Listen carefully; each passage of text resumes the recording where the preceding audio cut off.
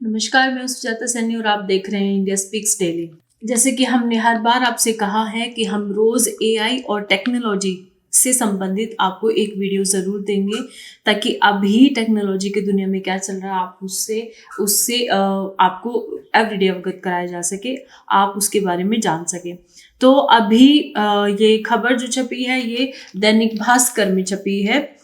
खबर इस प्रकार से है कि इंसानों जैसा काम करने वाले रोबोट्स अब बढ़ रहे हैं और 50 प्रमुख स्टार्टअप्स में 61,000 करोड़ का निवेश किया गया है। और ये जो स्टार्टअप्स हैं ये एआई और रोबोट्स मतलब ये एआई से संबंधित हैं। तो ये न्यूयॉर्क टाइम की खबर है जिसको दैनिक भास्कर ने छापा है। अक्सर क्या होता है कि हम अपनी कंट्री में देखते हैं कि अरे हाँ, बहुत सारे लोग स्टार्टअप कर रहे हैं और ज़्यादातर जो स्टार्टअप है 90% से ज़्यादा स्टार्टअप भारत में वो सारे के सारे फेल हो जाते हैं। भारत में किस प्रकार के स्टार्टअप चल रहे हैं? भारत में ऐसे स्टार्टअप चल रहे हैं कि जैसे वो व्यक्ति कोई रेस्टोरेंट की कोई चेन है, वो खाना बनाते हैं, उस खाने को पैक करके अमीरों को भिजवाया जाए, यानी कि फूड डिलीवरी वाला स्टार्टअप हो गया, या ठेले पर लोग चाट बेच रहे हैं वो स्टार्टअप हो गया। तो इसी तरीके के स्टार्टअप चल रहे हैं। पुराने जमाने में इसको लाला जी का काम बोलते थे। ये कोई असली स्टार्टअप नहीं है, लेकिन असल में जो पूरी दुनिया में चल रहा है, स्पेशली जैसे अमेरिका की सिलिकॉन वैली में, वहां पर स्टार्टअप किसे कहा जा रहा है? वहां पर स्टार्टअप कहा जा रहा है एआई, जो न्यू टेक्नोलॉजी है उसके माध्यम से जो नए नए सर्विसेज शुरू की जा रही हैं उनको वो लोग स्टार्टअप का नाम दे रहे हैं। इसके साथ ही अमेरिका ने पूरी कोशिश की कि दूसरी कंट्री एआई पर ज़्यादा काम नहीं कर पाए, और इसके लिए जो ज़रूरी चीज़ें होती हैं जो मुहैया कराई जाती हैं, जैसे कि एक चिप होती है जिसमें सारा का सारा जो डेटा एनालिसिस किया जाता है उसको उस चिप के साथ उसमें फीड किया जा सके। वो चिप का जो मैन्युफैक्चरिंग है वो अमेरिका में होती थी, तो उसको चाइना को बेचने से देने से इनकार कर दिया और उसको रोका गया। लेकिन चाइना ने अपना इन हाउस सारी चीज़ें रिसोर्सेज बिल्ड किए और उसके बाद अपना एआई, डीप सीक और मानस, इस तरीके के बड़े पैमाने पर वैश्विक रूप से टक्कर देने वाली कंपनियों की स्थापना की। तो अब ये असली स्टार्टअप है जो कि वाकई में चल रहे हैं दुनिया में। तो इन्हीं से संबंधित एक खबर है। अब जैसे कि खबर में लिखा है कि आर्टिफिशियल इंटेलिजेंस से कारें अब चल रही हैं, आर्टिकल्स और कंप्यूटर कोड लिखे जा रहे हैं। अब मानवों की तरह नजर आने वाले ह्यूमनॉइड रोबोट्स रोजमर्रा के काम कर रहे हैं।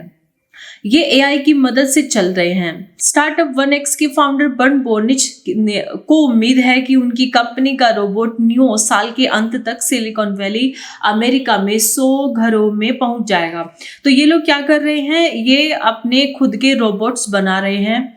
उन रोबोट्स को क्रिएट करके वो लोगों को भिजवा रहे हैं ताकि लोग इनसे अपने जरूरी रोजमर्रा के काम कर सके। तो ये इनका स्टार्टअप है। ये रोबोट बनाने वाली कंपनी है। इसके फाउंडर का नाम है बोर्निच और इन्होंने एक रोबोट बनाया है जिसका नाम है नियो ह्यूमनॉइड रोबोट। तो ये बिल्कुल इंसानों की तरह दिखता है, मतलब वैसे ही इंसान की तर्ज पर इसको बनाया गया है और इसको घरों में अभी ये सप्लाई कर रहे हैं। तो ये इस तरीके के स्टार्टअप अभी चल रही हैं दुनिया में। तो रिसर्च फर्म पिच बुक के अनुसार 2015 से निवेशकों ने 50 से अधिक नए स्टार्टअप्स में 61,000 करोड़ रुपए लगा दिए हैं। यही वाले स्टार्टअप्स में ये स्टार्टअप्स इंसानों की तरह जटिल काम करने में दक्ष रोबोट बनाने पर काम कर रहे हैं। और ह्यूमनॉइड रोबोट कंपनियों में पिछले साल ही 13,700 करोड़ रुपए का निवेश किया गया है। इसमें अरबपति एलन मस्क और उनकी टेस्ला का निवेश शामिल नहीं है, यानी कि उससे अलग ये बता रहे हैं। मस्क की कंपनी ऑप्टिमस रोबोट में धन लगा रही है। बॉर्निच और मस्क जैसे एंटरप्रेन्योर सोचते हैं कि एक दिन ह्यूमनॉइड्स किचन के प्लेटफॉर्म की सफाई, डिशवॉशर खाली करने जैसे घरेलू काम भी करेंगे। और वेयरहाउस में पैकेट्स की छटनी जो होती है, यानी कि जो बड़ी बड़ी फैक्ट्रीज में पैकेट बनाए जाते हैं उसमें छटनी होती है, जैसे कि फूड की छटनी होती है जब वो एक्सपोर्ट के जाते हैं, फलों की छटनियाँ, और जो किसी प्रकार के कोई बीच में प्रोडक्ट जो फैक्ट्री मेड प्रोडक्ट बने हुए उनमें से कोई एक खराब प्रोडक्ट को चुनना है। तो इस तरीके के जो काम हैं उनको लेकर भी, यानी कि जो फैक्ट्री में जो वर्कर काम करते हैं उनको रिप्लेस करने के लिए भी यहाँ पर बहुत सारे रोबोट्स बनाए जा रहे हैं। इस तरीके के स्टार्टअप पर ये कंपनियां काम कर रही हैं। न्यूयॉर्क टाइम्स की रिपोर्ट ने कैलिफोर्निया में एक मकान पर दस्तक दी और चंद सेकंड बाद एक रोबोट ने दरवाजा खोला और उसने हेलो कहा। घर के मालिक नॉर्वेजियाई इंजीनियर बॉर्निच ने पानी लाने के लिए बोला तो रोबोट किचन में गया और उसने फ्रिज खोलकर पानी निकाल लिया। छोटे रोबोटिक हाथों और ऑटोमेटिक कार्ट्स जैसे साधारण रोबोट्स वेयर हाउस और फैक्ट्रियों में लंबे समय से काम कर रहे हैं। ऑलरेडी ये सब शुरू हो चुका है। इसका एक्सपोजर भारत में नहीं हुआ है।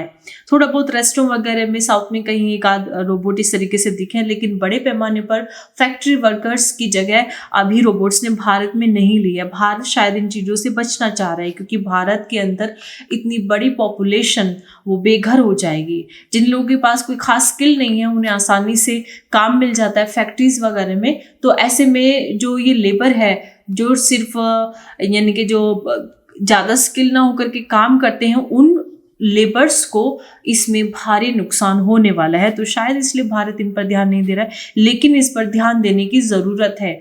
अपने यहाँ अगर हमें अपनी आज़ादी या अपनी सवर्निटी को बनाए रखना है तो हमें इस पर ध्यान देना होगा। जैसे कि अभी मेटा हो या फिर ग्रोक जैसी कंपनी हो या चैट जीपीटी हो, जिस प्रकार से पूरा का पूरा कैप्चर कर चुकी हैं, भारत में लोगों के विचार तक बदलते जा रहे हैं। इस तरीके से वो लोगों के अंदर डेटा फीड कर रहे हैं, अपने विचार फीड कर रहे हैं। तो उन सब चीज़ों से बचने के लिए भारत को भी अपने खुद के प्लेटफॉर्म, अपने खुद की एआई टेक्नोलॉजी को बढ़ाना होगा। तो अब इसमें लिखा है कि कंपनियां रोबोट्स को मानव जैसे चलने, झुकने, मुड़ने और हाथ में कुछ पकड़ने की ट्रेनिंग भी दे रही हैं। इनकी कंप्लीटली पूरा कॉपी किया जा रहा है ह्यूमन को।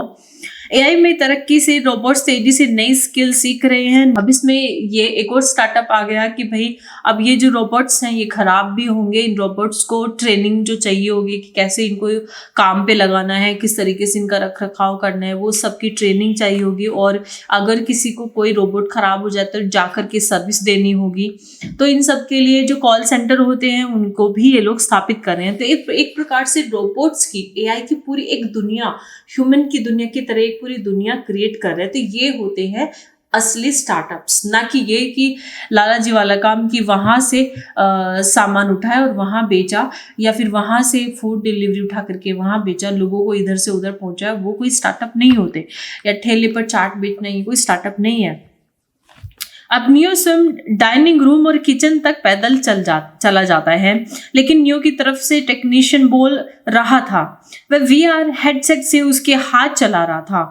बॉर्निच नॉर्वे ने हेलोदी नामक रोबोटिक्स कंपनी चलाते थे और गूगल की रोबोटिक्स लैब में काम करने वाले एरिक जेंग ने जूम कॉल पर उनके पहले रोबोट ईव को देखकर बॉर्निच से संपर्क किया था।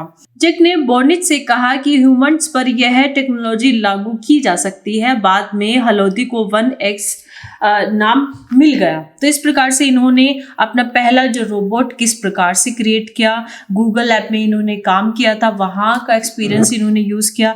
तो यहाँ ये इस खबर में आर्टिफिशियल इंटेलिजेंस की एक नई कंपनी जो स्टार्टअप खुला है और इस स्टार्टअप के फाउंडर है बॉर्निच, उनकी कहानी बताई गई है। उनके माध्यम से हम ये जान रहे हैं कि क्या चल रहा है एआई की असली दुनिया में। तो ये इन्होंने पूरा जर्नी अपनी बताई है और इन्होंने बताया कि कंपनी में टाइगर ग्लोबल और ओपन एआई जैसे निवेशकों ने 15,000 करोड़ रुपए लगाए हैं।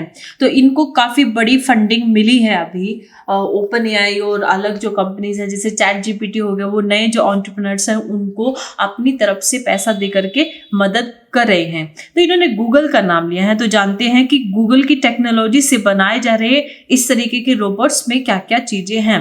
तो वहां की कुछ खबर देख लेते हैं। तो अमेरिकी कंपनी 1X ने मानवों जैसे काम करने वाला ह्यूमनॉइड नियो बनाया है और नियो जैसे रोबोट बनाने पर छोटी कार जितना खर्च आएगा, मतलब कार जितना ये काम करे, खर्च इस पर चलेगा। गूगल की एआई लैब की टेक्नोलॉजी से ह्यूमनॉइड बन रहे हैं। एलन मस्क की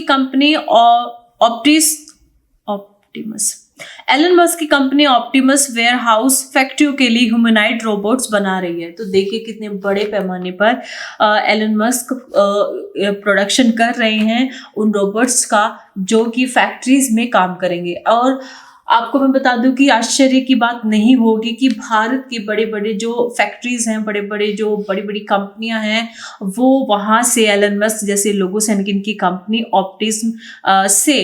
ऑप्टिमस वेयर हाउस के लिए जो रोबोट बना रही है, उससे अपने यहाँ वर्कर के तौर पर रोबोट्स खरीद ले, क्योंकि उन्हें खरीदने हैं, उन्हें एक तरीके से वो गुलाम मिल जाएंगे जिनके कोई ह्यूमन राइट्स नहीं होते, क्योंकि वो ह्यूमंस ही नहीं है। तो ऐसे में उनको रखना, उनकी देखभाल करना, सब कुछ इन कंपनीज के कंट्रोल में होगा।